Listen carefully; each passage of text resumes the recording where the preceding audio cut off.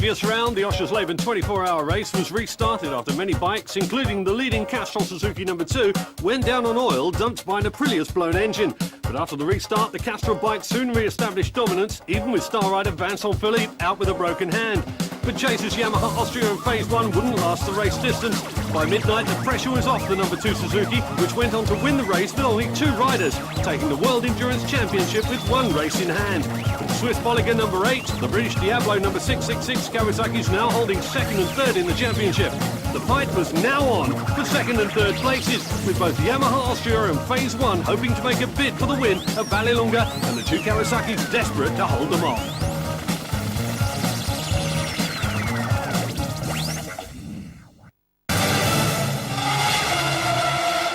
The final round of the 2005 season would once again be held at Vallelunga, just 30 kilometres from the centre of Rome in Italy.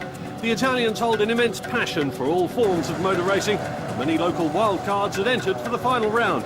14 extra bikes would join the permanent teams for the race, which would include the top 3 pilots in the Italian Women's Trofeo Championship, 2 on a Ducati and 1 riding with a second Yamaha X1 team. This time, endurance gladiators of both sexes will be doing battle at the Vallelunga Coliseum. Vallelunga was sweltering in the early autumn sunshine as the teams arrived at what was a heavily revised track with a completely new section added for 2005. Castrol Suzuki could relax in the knowledge that they had already won the championship, but Yamaha Austria and Britain's Phase 1 were determined to do well here. The Austrian team had only just received their Yamaha R1s back from the French GMT 94 team, who had used them to race at the French Ball d'Or after their own bikes were stolen just before the race. The bikes came second in France to the Castrol Suzuki team, but for Vallelunga they were back in superbike specification. Phase 1 Yamaha had elected to run a 2-man team for this 200-mile sprint and had chosen Australians Warwick Noland and Damien Cudlin, but they were all still chasing the Castrol Suzuki number 2 team, who wanted to emphasise their dominance with yet another win. Vallelunga had seen a lot of work done to the track since last year, principally the adding of a completely new loop to the circuit, taking the track length from 3,200 to 4,110 metres. Italian Team X1 rider Paolo Tesseri guides us through the new sections of track. Siamo nel nuovo tratto del circuito di Vallelunga. We're at the new part of the Vallelunga track. Sono i Cimini, there is the si esce di testa dei Cimini, si mettono tutte le marce, si arriva a questa curva che è la curva Campagnano, qui si stacca circa a 180, si entra di seconda, è un bel curvone tondo, chiuso. L'uscita è stupenda perché si derapa, si mette seconda, terza e si arriva alla curva Sorate. La curva che si affronta di prima di seconda, seconda dei rapporti, poi si scolina e si torna alla vecchia trincea. La vecchia trincea hanno fatto un'altra curva di seconda al gomito, bella l'uscita perché si può interpretare in vari modi, si può passare sul cordolo, si passa sulla ghiaia, si passa sul cemento, si parte uscire forte e poi si ritorna al semaforo. Questo è il nuovo tratto di circuito, ora siamo arrivati circa a 4.200 metri, veloce, va bene, insomma, piace quasi a tutti. Siamo qui sulla curva trincea, questa è la nuova curva trincea, la nuova parte del tracciato, la curva che si affronta in seconda o prima a seconda del tipo di rapporto che si utilizza. La particolarità di questa curva è che per uscire forte bisogna per forza passare di qua. Non qua, non sul cemento, bensì sulla ghiaia. Per ora la l'ideale è questa, se si vuole andare forte qui bisogna passare di qua. Non è bello essere dietro, bisogna stare davanti per forza, altrimenti qua sono sassate. In qualifying, the Italian team Spring Ducati used their local track knowledge to good effect, taking third. Sì, la moto è andata bene, io sono arrivato terzo in generale, diciamo che anche gli altri due piloti sono molto veloci, siamo preparati bene per la gara e siamo speranzosi, tutti e tre abbiamo un buon passo e quindi sicuramente no, però ci sono le possibilità che tutto vada bene, un po' di fortuna magari non guasterebbe, quindi vedremo domani poi. Second in qualifying was the Swiss number 8 Kawasaki of Team Bolliger. Oui, ça s'est très bien géré. David Morion said it's pretty good for us, apart from a small crash in qualifying for Marcel Kellenberger, but it wasn't very bad. I think I'm satisfied with everything and with the equipment we have. We've got second in qualifying, and as long as we stay somewhere near the front, I'll be happy. Et là, je me retrouve deuxième pour la dernière course du championnat, je suis satisfait. But once again, it was the Castrol Suzuki #2 team taking their 4th pole position of the year. Hi, it's crazy. I did the best time, and when I come back to the pit, I crash. My rear tire was finished, but maybe not concentrate, and difficult because I have too much pain, and maybe I don't ride tomorrow. Here we are in Vallelunga, just outside Rome, for the final round of the World Endurance Championship. And let me take you on a quick lap of this wonderful circuit, which has just been revamped. Out of the last corner, Roma, onto the start-finish straight, which is a very, very fast straight. Top speed around 260, 270 kilometres an hour. Down into curve 1, Curvoni, back to 5th gear probably. Hard on the gas, just completely flat out as you change direction from the right to the left-hand corner as you head up to Chimney for the 3rd gear corner. This is very good for overtaking, hard braking, but a high-speed corner in 3rd gear. Hooking around there, exiting in 3rd gear, hard on the gas, and the new section starts here. This is fantastic because you go 3rd, 4th gear, flat out, completely flat out, onto the back straight, up to 5th gear, around 270 kilometres an hour, hard on the brakes again, down here into this new corner, which is a little bit off camber and a little bit uncertain with a few of the riders. But around this corner in 2nd gear, on the exit of this corner, lots of wheel spin out of this corner. Very sideways in 2nd gear, up to 3rd gear, hard on the gas, down to one of the most dreadful corners we've come across this year, I think. It's a very, very slow 1st gear corner on a super bike, but most bikes are running road bike engines here, road bike gearboxes. So it's 2nd gear for us this weekend through here. Up to staying in 2nd gear, up to the next corner. This is even tighter. Very, very tight indeed. It's going to be a big mess here in the start of the race. There'll be bikes everywhere, especially on the exit of this corner. Over the ripple strip, into the gravel. You can go either way. There'll be gravel all over the circuit as we progress with the race, so it'll be very interesting. Up into Semaforo, the next corner. This is back onto the old circuit. This is quite a good corner for overtaking up the inside, and there's a nice smooth corner, a constant radius corner. Out of this corner, a quick squirt in 2nd gear, back to 1st gear for the hairpin. Very, very slow again. Out of this corner, accelerate back to 2nd gear. The next corner is very important, through the S's. Very fast run through here and a very fast exit, so you can fire up to the final corner, Roma, which is also a very fast corner in 3rd gear, cambered, fantastic corner. Fly into there, lots of speed, and run it all the way around and fire out onto the start-finish straight for a very quick lap indeed of the Vallelunga circuit. It's been a labour of love creating the extension to the Vallelunga track, with care taken to avoid damage to the many Roman remains uncovered during the excavation. The new loop adds 900 metres to the track, now taking it to over 4 kilometres in length.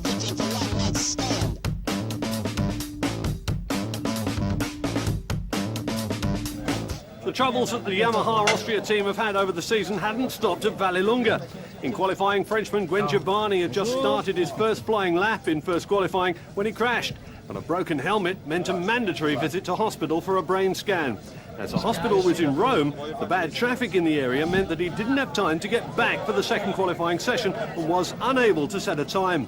It was also suspected that he had a broken collarbone and would be out of the race anyway. But there was another blow to come. In the race warm-up, the team had blown the engine on their #1 bike and had to transfer parts onto the second bike to make the race start. Bolliger Kawasaki rider Kellenberger also had a crash on oil during qualifying, and it was teammate Morial who had put the team second on the grid. Many teams, Phase 1 included, had elected to only use race tyres for qualifying and were not too stressed about their grid positions, but everyone agreed that the Castrol Suzuki would be hard to beat. As the flag dropped and the riders raced to their machines, once again it was the Bolliger Kawasaki that got away first. David Morial with the hammer down and everyone else chasing, except one bike, the Diablo 666 Kawasaki, rolling to a halt at the pit lane exit.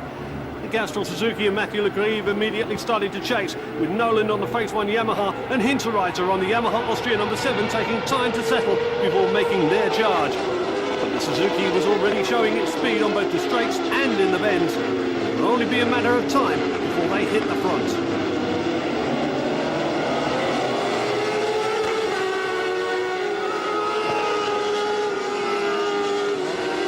Bolliger Kawasaki held second place in the championship, and Morial was also needing to prove himself after a first lap crash in his last race in France the week before.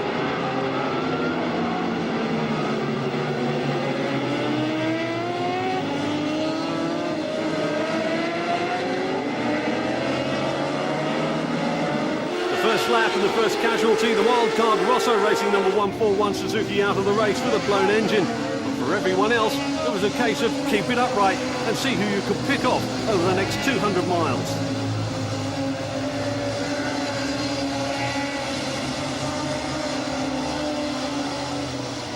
Lap 2, and Legrive was winding himself up to pass the Kawasaki. Behind in the pack, the second team spring bike, the number 91 Suzuki, had made a great start and was in 5th place. The 105 X1 wildcards made an emergency pit stop with brake problems. Out of the Cimini curve on lap 3 and onto the new part of the track, into the curve at Compagnano, and the Castrol Suzuki hits the front, blasting past the Bolliger Kawasaki.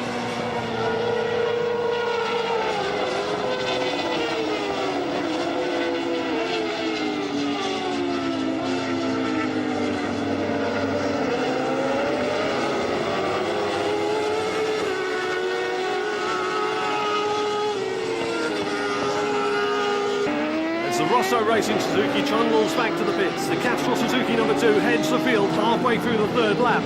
Behind the number 2, Morial on the Bolliger bike already has Warwick Nolan's Phase 1 Suzuki to try to hold off. It will be a losing battle. And very soon, the number 8 Kawasaki would slip to 3rd.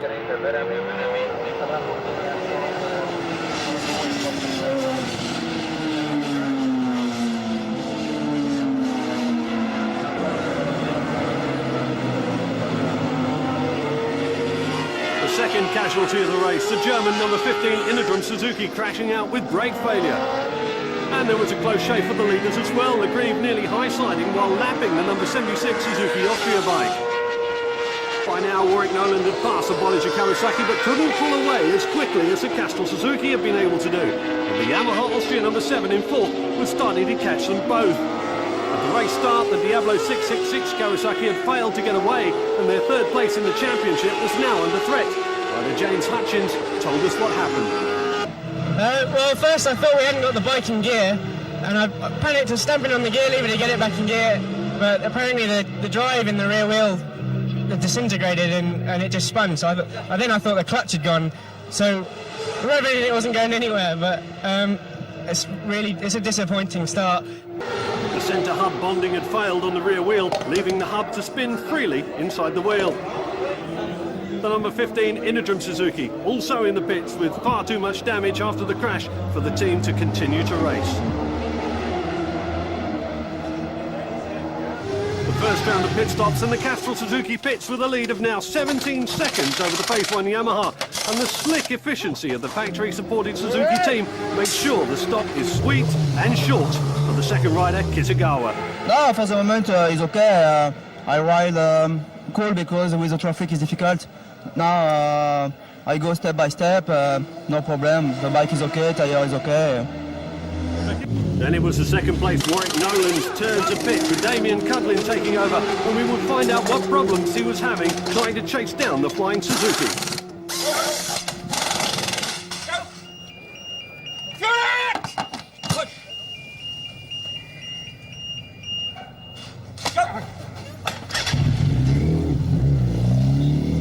I know it's been hot in practice and all that, but not trying to make excuses, but we just had nowhere near as much grip as what we've had this weekend, so there was no way in the world I could stay with Matthew, which was a bit of a shame, and I had a little bit of a dice with the Kawasaki there for a while. That was pretty good, but it's all right. I just want to try and win the race, but pretty hard against those guys. Then the number 7 Yamaha Austria bike was in, also having passed the Bolliger Kawasaki and now trying to catch Phase 1. The first one was good for me. The bike was new, we have all changed. The underbike, the fast bike, was the engine dead, and now we have all changed, and the bike was new. No training with this bike, and I'm happy with this, and the bike was okay for the first session. And the girls on the 999 Ducati were ahead of many other wildcards. La moto è bellissima, è il primo anno sul 999 ed è il primo anno nel mondiale endurance. Era un sogno da bimba, siamo riusciti a realizzarlo grazie alla Ducati con il team ufficiale. Sono contentissima, bellissima esperienza. Now it was Geichi Kitagawa out on track and piling on the laps to build on the advantage gained by teammate Legrive. The Castrol Suzuki have been dominant throughout the entire season, taking every pole position and every win except at Suzuka, and they were after the last race of the season to complete their year.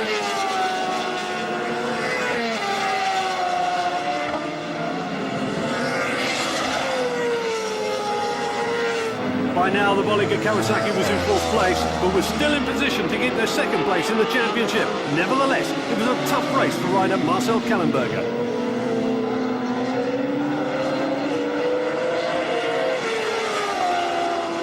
Oh, I have a little bit problem with my rhythm, to find my rhythm.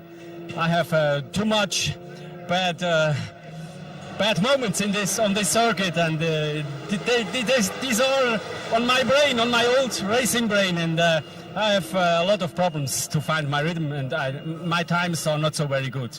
But David makes really top times, and I think he go for a better place.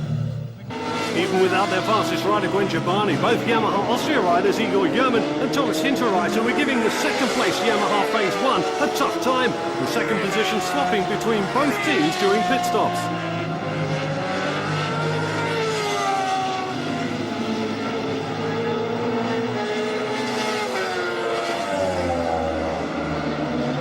Team Spring had 2 totally different bikes entered, the number 10 Ducati and the number 91 Suzuki, both together on track and doing similar times, but problems with the number 91 would drop them down the order. The number 10 Ducati holding 5th position. Out in front, the Castrol Suzuki only had to keep out of trouble when passing back markers, but by halfway through the race was still pulling ahead. On lap 39 were 47 seconds ahead of Phase 1 in 2nd. Yamaha Austria a further 11 seconds down, and Bolliger another 30 seconds behind in 4th. The Diablo Kawasaki was trying desperately to claw back the 3 laps lost at the start, but was still out of a point-scoring position. Their rivals for 5th in the championship, the number 6 Shell Academy Yamaha, were involved in their own on-track fight with the Swedish number 12 Fagershore L Suzuki, ridden by former teammate Andy Notman and Sweden's Lars Karlbach. We're currently 5th at the moment. Marco's on the bike. It's getting a bit tense really because Diablo had problems at the start. I'm not quite sure what. But basically, if we finish 5th and they failed to score a point, we will overtake them in the championship. However, if they do score a point, we'll be tied. So we're trying to watch them come up through the places, and we've got to try and maintain 5th. So it's quite nervous at the moment from the Phase 1 garage. Their rear wheel hub failure had cost them 3 laps, but the Diablo 666 team were desperate to get into the points. They knew they would now lose 3rd in the championship and needed to score points to limit the damage. Just a few would keep them in front of their rivals, the Phase 1 Junior Shell Academy number 6.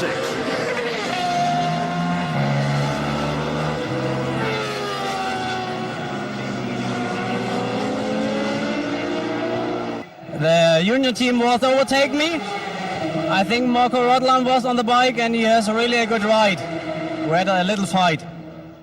Yamaha X1 had 2 teams to look after, and their pit crew had to deal with the official number 4 bike, along with 2 journalists and a female rider on the 105 bike, which was lying 18th, ahead of one of the permanent teams. In 2nd, the Phase 1 number 3 was in for its final pit stop, Damien Cutlin handing over to Warwick Noland, with the team lying 2nd. Well, I mean, I did my best, you know, the track temperature just keeps getting hotter and hotter, and I found that there was a lot more rear wheel spin in that session than I've had all weekend, so it was hard work out there, and the track being so tight, it is quite difficult on the arm, so even though it's a short race, it's still pretty hard to do, but anyway, gave it our best shot, maintained 2nd, and see if we can bring it home. Also in for their final pit stop was the leading Castrol Suzuki, now with Yamaha Austria 2nd after Phase 1's pit stop, and with only those 3 bikes on the same lap, all that was needed was for Matthew Legrive to keep out of trouble on the final relay.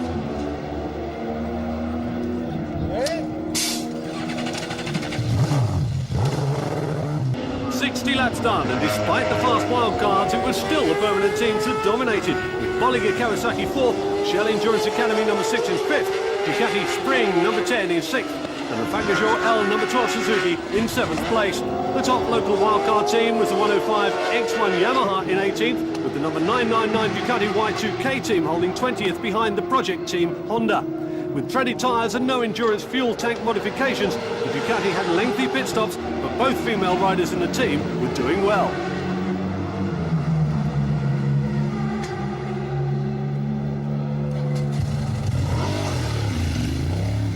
I did all the laps in the same time, so for me it's been successful because normally the race here are 10 laps, and it's the first time for me that I do 18 or 20 laps with the same, always the same time for lap. and it's been very nice to race with the men, because every time you can learn from the people that is faster than you. So it's been really a good event, this one, and thanks you for let us participate this one. You're welcome.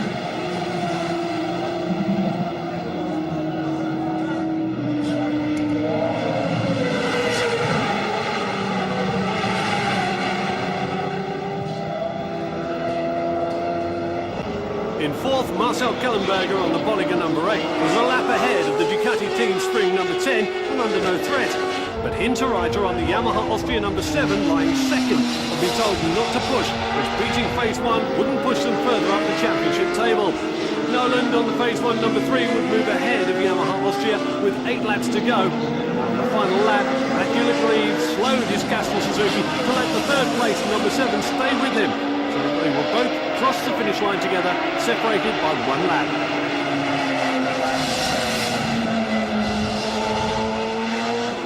Out of the final corner, and once again, victory went to Castrol Suzuki. The team taking 4 out of 5 pole positions for the season and 4 out of 5 wins, leaving them 57 points clear of Bolliger Kawasaki, with Yamaha Austria ending their dire season third in the championship.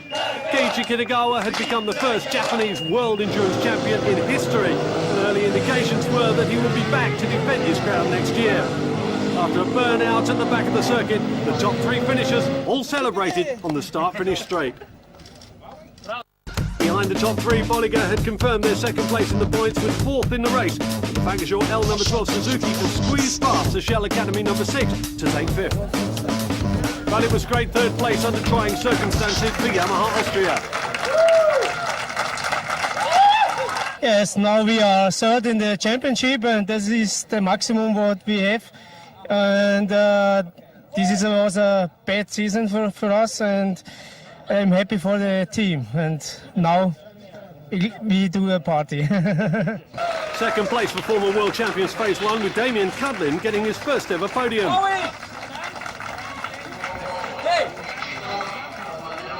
We just came in to try and win the race, so it's a good finish to the season. I'm a little bit disappointed we didn't win, but that Suzuki is fantastic. It just accelerates fantastic. It's fast, it handles, it stops, it does everything well done, really well. So I'm happy though. You know, we're going to have a good time tonight and celebrate. And it's a good end to the season, and we'll be back. I was just thinking, I'm on the podium again, and I'm back in World Endurance, and I'll be back stronger than ever next year, and I want to win the championship. It's mine. But once again, the top step of the podium was reserved for Olivier Kitagawa and Philippe and Dominique Mayon's Castrol Suzuki team.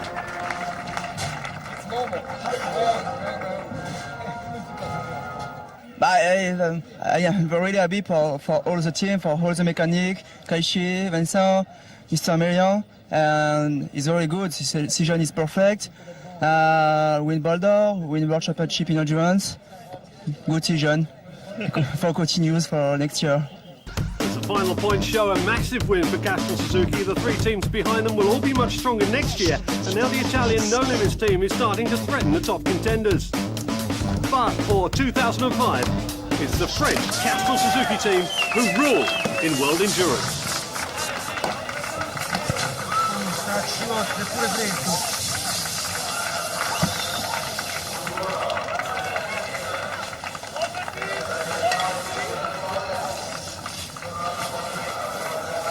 Champion, they are fantastic. You have at least 2 double medals. The other one's not finished yet, but we'll be sending it to you.